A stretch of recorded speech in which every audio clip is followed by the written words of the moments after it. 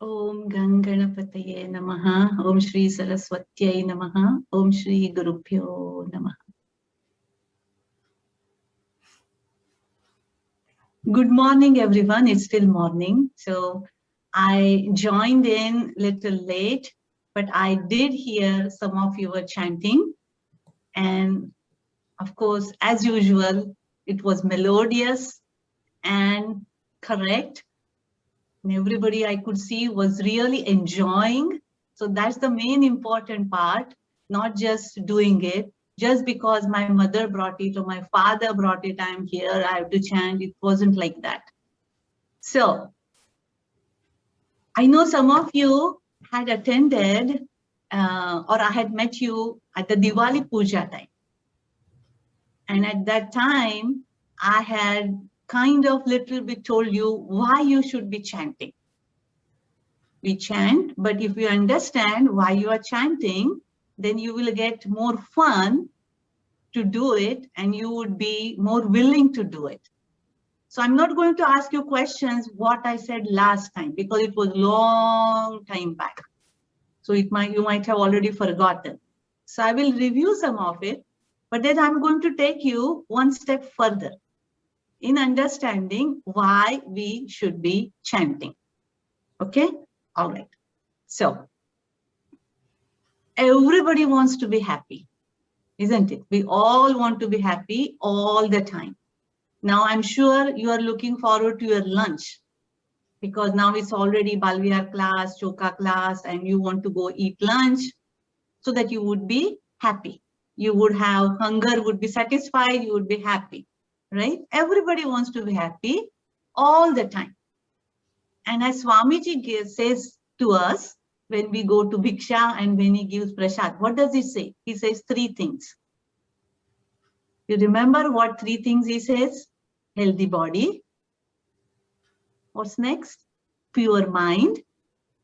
And what's next? Brilliant intellect. When he gives prasad, he gives 3 times. Healthy body, pure mind, and brilliant intellect. Remember, so healthy body, how do we get healthy body? By eating proper food. Usually I like to talk, but on Zoom it becomes difficult. So in your mind, you answer this question.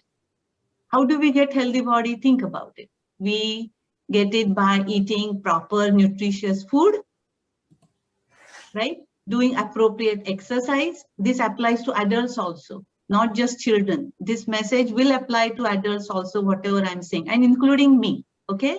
So how do we get healthy body?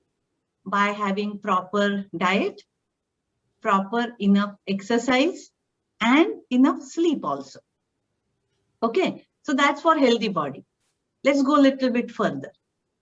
Healthy body, then next is what Swamiji says? Pure mind. How do we get pure mind? Simple, remove impurities. Now, what are the impurities in the mind? For example, we get angry, we hate somebody, we are jealous of somebody. These are all kind of impurities. And what are the purity then? Having love, compassion, calm mind, patience. When mom says, yes, dinner is getting ready, 5 more minutes. I'm hungry, I want it now. Have to have some patience, isn't it? So these are all qualities of the pure mind. So how to get pure mind? By removing impurities. And as I had mentioned last time, the shloka chanting helps us purify our mind. How does it do it?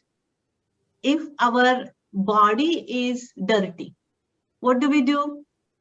We go take a shower. We stand in shower is there, soap is there, we scrub and remove the dirt on our body. Same way, whatever dirt, impurities are there in our mind are removed by chanting the shlokas. Now, still you won't believe me because how is that possible? By chanting shlokas, how the impurities in my mind would be removed? So I'm going to take one step further. Now, you must have heard mantra, like shlokas and mantras. What is a mantra? What does really mantra mean? The mantra word itself says Mananat Trayate. What is mantra actually saying? Mananat Trayate.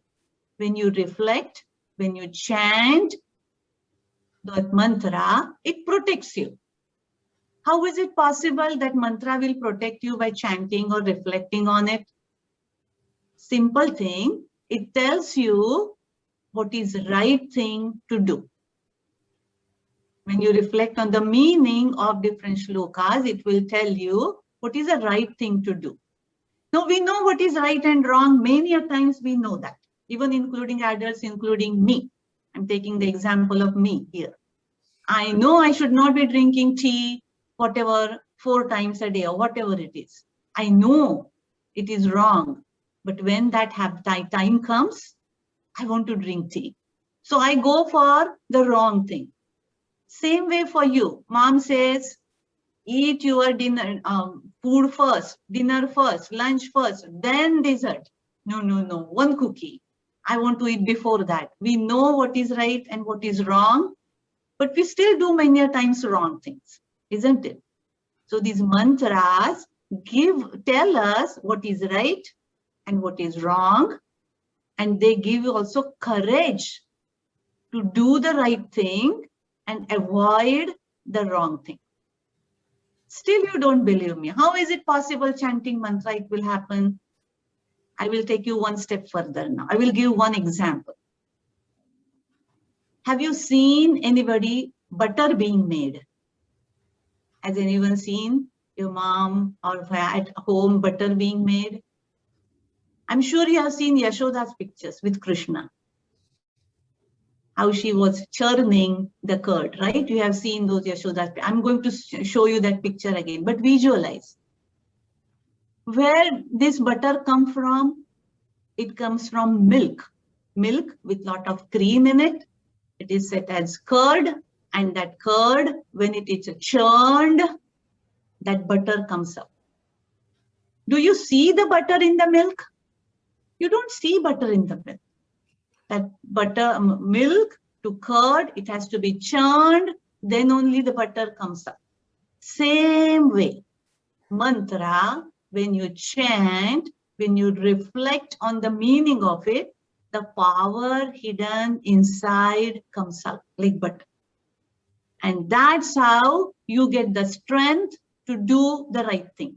First, you know what is right, and then you get the strength to do the right thing also. And when this happens, you get strength in your mind. You get patience. You get perseverance. You are not afraid. Remember our Rasgulla last time I had mentioned? If you don't remember, visualize Rasgulla. How is it? It is dipped in syrup. When you take it out, and if you say press on it a little bit, what happens? The syrup starts coming down. You press, that syrup starts coming out. But if you release that pressure, what will happen? Does the Rasgulla break? It does not. It goes back to its shape again. You drop it in water again, it goes back to its shape. If it is good, of course, Rasgulla. If it is not something hard, but that we'll assume Rasgulla is very good. And then it goes back to its shape. Same way, when you chant the mantras, when you reflect on the mantras, the power hidden inside comes out. You know what is right and you know what is wrong, and you get the strength to do the right thing and avoid the wrong things. That way, you get lot of strength. You get lot of courage. Like Rasgulla, you don't break. Even if there is problem, you face the problem. Right? One example I will give you. Just now, some of you chanted Annapurna Stotram. And in that, if I noted it correctly, Tanishka and Prasad, at least that name was there, that they chanted Annapurne, complete, Annapurne, Sadapurne, Shankara Pranavallabhe. Jnana Vairagya Siddhyartham Bhiksham Dehi Cha Parvati. Parvati Devi, whatever food comes to me, I'm going to take it as bhiksha, whatever, I'm not going to complain. The reason I want to eat that, two things are said in that one. Jnana and Vairagya. Jnana Vairagya Siddhyartham. Jnana, I know what is right and what is wrong. And Vairagya, I get the courage to avoid the wrong things. So something like this, when you're chanting different mantras, when you reflect on the mantras, you get the power from those to avoid wrong things. That's as simple as that. Okay. Now, next point. As I said last time, we thought about bundi laddus.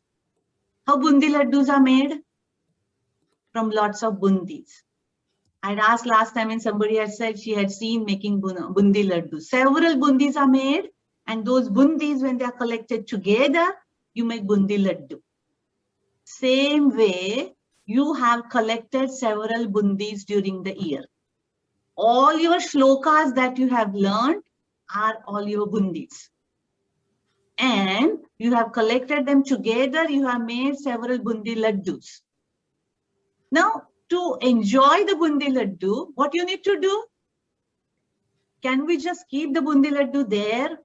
Or pizza is there. Say suppose pizza is ordered, it's there. Would you be able to just enjoy by looking at it? You have to eat it, isn't it? Then only, bundi laddu, pizza, that happens. Same way, what is the use of having all those shlokas, mantras on a piece of paper? You have to chant those to get the effect of it, to get the benefit of it. So now this is the last class in this year. So during summer, when you go off for the holidays, make it a point to chant those mantras, reflect on those, that way you get the strength. And then come again next year for more bundis. No, more shlokas. Okay, I'm going to show you some slides. So by looking at those pictures, you will remember. Remember our bundi laddu, remember our rasgulla, and remember our making of butter. Then you will remember the entire message. I'm going to share some slides with you so that you will remember the main point, why you are supposed to chant different shlokas and why you should attend the shloka class. So shloka class, our annual day today, as Swamiji says, we should have healthy body, pure mind, and brilliant intellect. How do we get pure mind? By removing negative qualities and adding positive ones. Just like water removes the dirt on our physical body, chanting or the puja removes dirt from the mind. We invoke that god or the goddess who blesses us. How does that blessing come? Mananat trayate iti mantraha. When you chant and reflect on these mantras, they protect you. How? You understand what is right and what is wrong. And most important, we get the courage to do what is right and avoid what is wrong. Just like making the butter. Here Yashoda is making butter. By churning, from the milk, butter comes out, which you don't see. Same way the power in the mantra is there. When you churn it, chant it, when you reflect on it, the power comes out and it protects you. So this is the one I mentioned, one shloka. You can chant it before eating food, like just like Brahmarpanam, you can chant this one. Jnana Vairagya, you get that. Be like Rasgulla. Rasgulla doesn't break, even if there is pressure applied. Don't break under the pressure. Get back again. And these are all your bundis. I hope I got your bundis right. Right? Look at this. I think This one is extra in the Sunday class, Bala Mukundashtakam. So these are all your bundis that you have acquired, gathered today. And then you have made several bundi laddus from those. Just don't keep them somewhere in the bookshelf, those bundis. Eat those. That means chant those. Keep chanting. Keep reflecting during the summer. And then come back again next year for more shlokas, which are your bundis as we are calling it. And thank you so much for listening, and hope you chant during summer and then get the benefit of the shlokas and come back again next year. You can have competition at home with your parents. Who remembers shlokas more, you or your parents? Have a competition. Now parents will say what kind of difficult situation I brought them in, but have a competition. Okay? Hari Om. Thank you so much for listening.